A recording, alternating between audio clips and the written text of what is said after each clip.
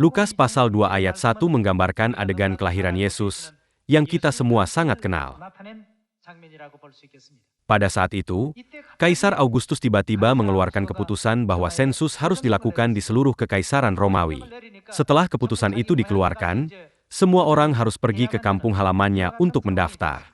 Demikian pula Yusuf, yang termasuk keturunan Daud, pergi ke kota Daud yang bernama Betlehem bersama Maria, istrinya, yang sedang mengandung. Melihat nubuat Alkitab, bukankah Mika pasal 5 telah menubuatkan ratusan tahun sebelum Yesus datang ke bumi bahwa juru selamat akan lahir di Betlehem?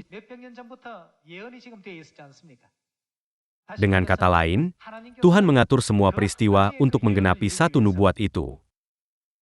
Tuhan menggerakkan Augustus, seorang kaisar Romawi, untuk mengeluarkan keputusan tersebut, dan akibatnya, Yusuf, suami Maria, tidak punya pilihan selain kembali ke kampung halamannya. Ketika mereka pergi ke kampung halamannya, siapakah yang dilahirkan oleh Maria? Begitulah cara Yesus dilahirkan di Betlehem. Jika keputusan sensus tidak dikeluarkan, bukankah Yesus bisa saja dilahirkan di Nazaret? Ketika kita mempelajari Alkitab, kita dapat melihat penggenapan nubuat, di mana Tuhan menggerakkan seluruh alam semesta jika perlu untuk menggenapi satu nubuat saja.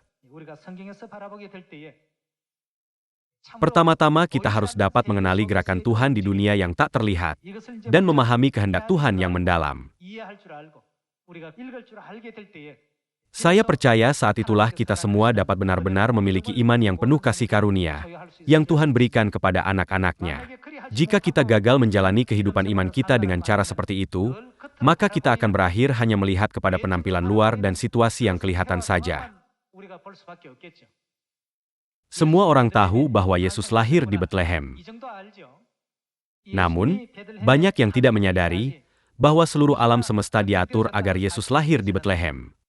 Sejarah ini dapat dilihat sebagai karya Tuhan di dunia yang tak terlihat.